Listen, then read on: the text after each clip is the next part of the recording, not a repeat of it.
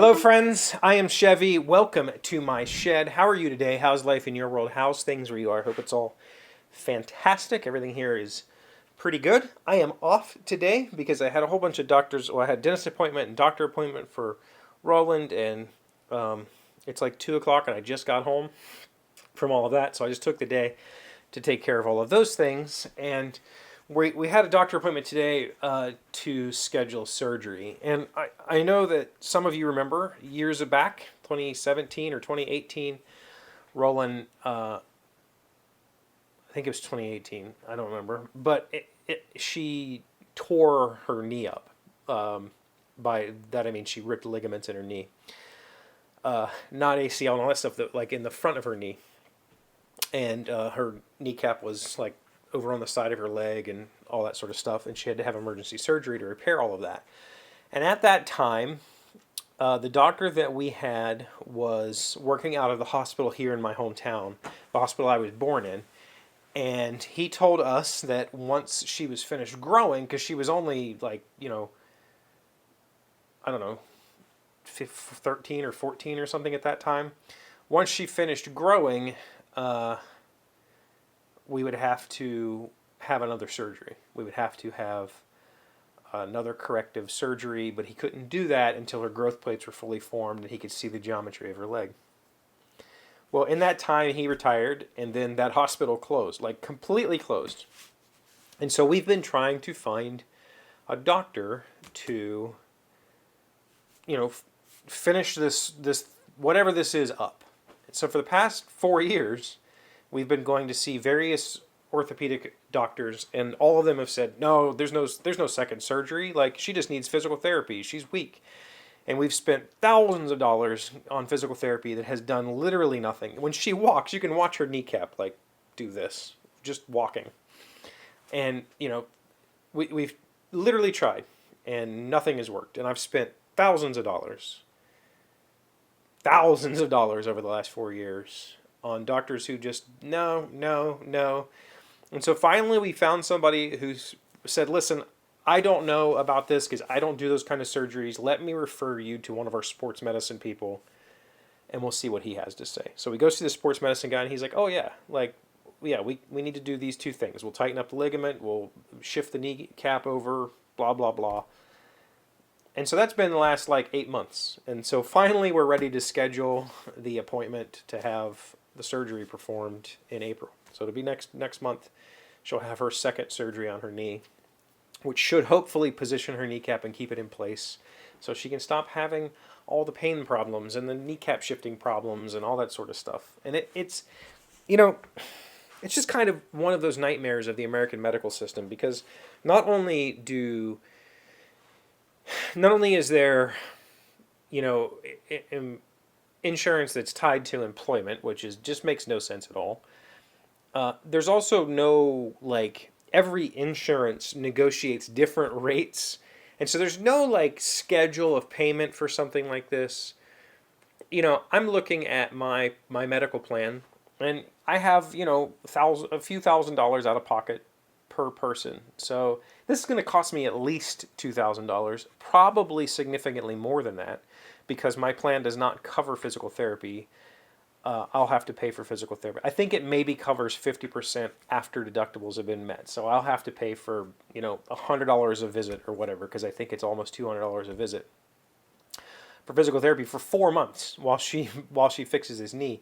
Like, and there's no way to plan for that, right? There's literally no way, because they can't even tell you. The doctor can't tell you what it's going to cost. The doctor's assistant can't tell you. Like, they're like, we'll put all of this in, and then you can call billing, and maybe they can help you figure out an estimate of what that's going to cost. It's such a bizarre system. But the alternative is socialized medicine, which has its own problems. Having been treated by the Veterans Administration, the VA, for years, I can tell you that that's not better. That's not a better system. I've literally gone to appointments. I have degenerative joint disease, osteoarthritis, and for some of my visits, I have to go to Pittsburgh, the Pittsburgh VA Center, to have them look at that. And they have a shuttle, and they'll drive you up there, and that's very nice because I don't have to deal with it. But I've literally been up there with a room full of people who all had appointments on that same day that all have been told, we can't get you in today, you'll have to come back. What do you mean? Or, the shuttle leaves in 5 minutes and they're trying to rush people through because there's literally no way back. You have to spend the night there or something until the shuttle comes back the next day. Like, just such a disaster. But the alternative is, I just have to, someday I'm going to get a bill for this thing, and we'll just have to be ready for that when it happens. And it's such a frustrating experience. Such a frustrating. Not only on top of that, just finding a doctor who would listen and who would actually try, as opposed to a doctor who's just like, go do physical therapy. Like we have for years. It's done nothing. It's not helped at all. This guy wanted to try physical therapy, but not the physical therapy that we had been doing. We had focused on lateral, like on, I don't know, quad strength or whatever. He wanted to focus on core strength, hip strength, because if her hip was weak, it's going to think. But he also, wanted shoe inserts to help turn her feet. And, he actually looked at the mechanics of her knee and said, yeah, it's all dorked up in these ways. Let's try a couple things and see if it gives you any relief, because that's going to help us. He told us from the beginning, like, surgery is going to happen, but this will at least give us some good idea about how far we need to go, what we're going to have to do. So, super awesome. I really like this doctor, and I'm really hopeful that this will be her only surgery for the rest of her life. She won't have to keep having this knee worked on. But it's just frustrating. Just such a long, arduous process to go through just to have something fixed, right? Like, that obviously needs fixed. It obviously needs taken care of. It's not something that you just live with for the rest of your life. And we're just kind of bound by agreements that somebody else made with somebody else's provider, and somebody with that provider made with my state and, my employer, and frustrations. I don't know. Just venting. American medical system is a little bit goofy. And by a little bit, I mean, it's kind of insane. Thank you for being here as always. Thank you for liking, commenting, subscribing, being amazing friends, wonderful people. I really appreciate you. And I'll see you again tomorrow. Today's word you should know to sound smart is latifundia. It is a noun meaning a large estate, plantation, or farm run by wealthy owners and staffed with underpaid or semi-servile workers.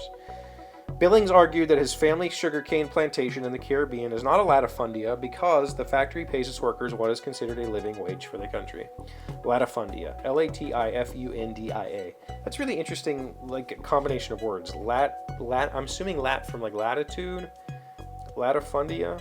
I don't know. That's an interesting word. I've never heard of it. I mean, when I hear plantation, I assume underpaid. Like, I don't need another word for that, right?